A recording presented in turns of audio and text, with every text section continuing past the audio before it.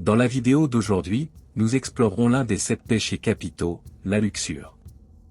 À la fin, nous nous réunirons dans la prière pour ouvrir nos cœurs. La guérison complète de la luxure est vitale dans le voyage humain. L'essence humaine a été corrompue par cette influence. La chute des êtres humains a changé notre nature et redéfini nos désirs. Le péché a profondément transformé l'essence même de l'humanité, faisant de la luxure un défi de taille pour chacun. La luxure, mentionnée dans Éphésiens chapitre 4, verset 22 comme un comportement ancien et trompeur, est un désir débridé et nuisible. Il s'agit d'une passion incontrôlée que la Bible associe souvent à la destruction de vie et à son impact sur les choix individuels. Comme indiqué dans Job chapitre 31, verset 1, la convoitise est souvent stimulée par ce que voient les yeux. L'engagement évoqué par Job d'éviter de contempler la nudité de la femme nous fait réfléchir sur l'importance des yeux. En tant que chrétiens, cela signifie contrôler ce que nous regardons, où nous allons et ce que nous consommons en ligne. Nous devons nous rappeler que nos corps sont les temples du Saint-Esprit, comme indiqué dans 1 Corinthiens chapitre 6, versets 19 et 20. Ne savez-vous pas que vos corps sont les temples du Saint-Esprit, qui habite en vous, et que vous ne vous appartient pas? Parce qu'ils ont été achetés à un prix. Glorifiez Dieu avec vos corps et vos esprits, qui lui appartiennent. Il est crucial de se rappeler que les mêmes yeux à travers lesquels nous lisons les Saintes Écritures nourrissent des désirs inappropriés.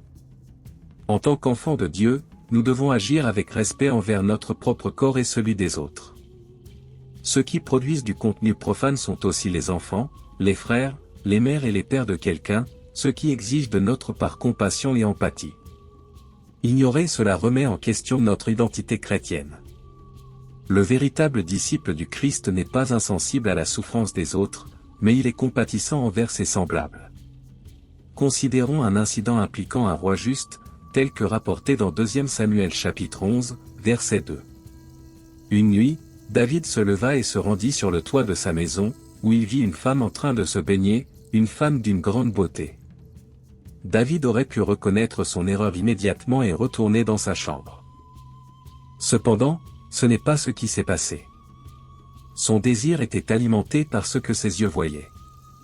Il continua de regarder, contemplant la femme, jusqu'à ce qu'il l'appelle. L'acte de David ne s'est pas arrêté là.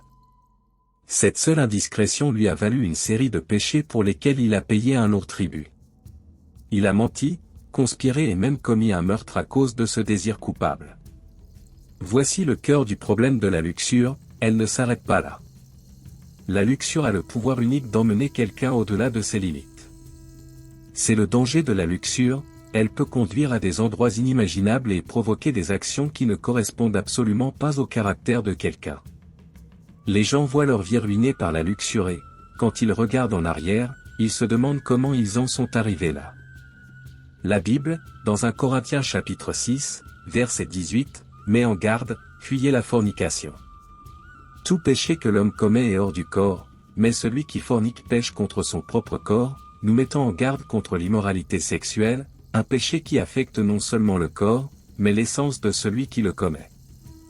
La Bible est claire, certaines situations exigent une confrontation, tandis que d'autres nécessitent un évitement. La bataille contre la pornographie et la luxure se poursuit.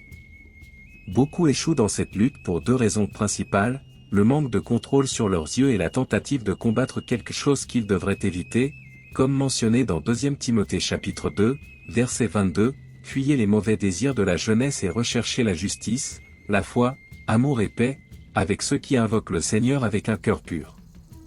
Prenons un exemple de la différence entre affronter et éviter la luxure.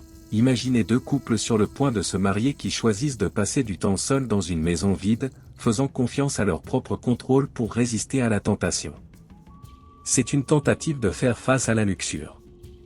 D'un autre côté, ces mêmes personnes peuvent choisir d'avoir un compagnon pendant ces moments, évitant ainsi la tentation. C'est une manière d'éviter la luxure en évitant les situations sujettes à la tentation. Éviter les situations compromettantes est crucial pour échapper à la luxure. Si quelqu'un se met fréquemment dans des situations qui nécessitent des décisions difficiles, il court le risque de prendre le mauvais chemin. Par exemple, un homme marié qui va dans une boîte de nuit se met dans une situation compromettante, manque de respect à ses croyances et ouvre la porte à la tentation, comme dans la situation de David. La sagesse réside dans le fait de ne pas s'exposer à ces contextes. Il convient également de noter qu'après que Paul ait demandé à Timothée de fuir la convoitise de la jeunesse, il propose une liste de valeurs à suivre: la justice, la foi, l'amour et la paix. Cependant, les gens ignorent souvent les instructions spécifiques qui accompagnent ces lignes directrices. Paul indique que ces vertus doivent être pratiquées en compagnie de ceux qui invoquent le Seigneur avec un cœur pur. Il s'agit d'une stratégie pour vaincre la luxure, choisir le bon compagnon. Il y a deux chemins à suivre, l'un mène à la justice, à la foi, à l'amour et à la paix, tandis que l'autre mène à la luxure, influencé par la mauvaise compagnie. Une mauvaise compagnie peut facilement conduire quelqu'un à l'avidité, à la trahison conjugale ou à un comportement immoral comme la fornication. Les gens sont souvent tentés de mal agir lorsqu'ils voient leurs amis faire de même. Choisir la bonne entreprise est crucial. Pour vaincre la luxure et la pornographie, il existe deux approches principales. Premièrement, le contrôle visuel. La luxure commence dans le regard, tout comme la fornication et l'adultère. Le désir de rechercher du contenu inapproprié en ligne commence également par la recherche. Protéger vos yeux est crucial. Il est possible d'admirer la beauté de quelqu'un sans nourrir de désirs inappropriés pour cette personne. Éviter les programmes télévisés susceptibles d'encourager les gens à rechercher des contenus inappropriés en ligne constitue une étape importante. Le plus grand défi en matière de luxure et de pornographie est celui des yeux. Deuxièmement, beaucoup essaient de combattre quelque chose que Dieu a dit d'éviter. Combattre quelque chose qui devrait être évité peut entraîner une défaite. Compter uniquement sur votre propre contrôle peut conduire à l'échec. Des gens meilleurs que nous ont essayé de vaincre la convoitise et ont échoué. La luxure peut ruiner le bonheur, la joie et même l'héritage. Il est crucial d'éviter les situations compromettantes. Pourquoi aller dans un milieu de vie nocturne? Pourquoi envoyer un message à quelqu'un que vous trouvez attirant mais qui n'est pas votre conjoint? Pourquoi sortir avec quelqu'un qui suscite votre intérêt mais qui n'est pas votre conjoint? Il est prudent d'éviter ces situations vulnérables. L'importance d'une bonne entreprise ne peut être sous-estimée.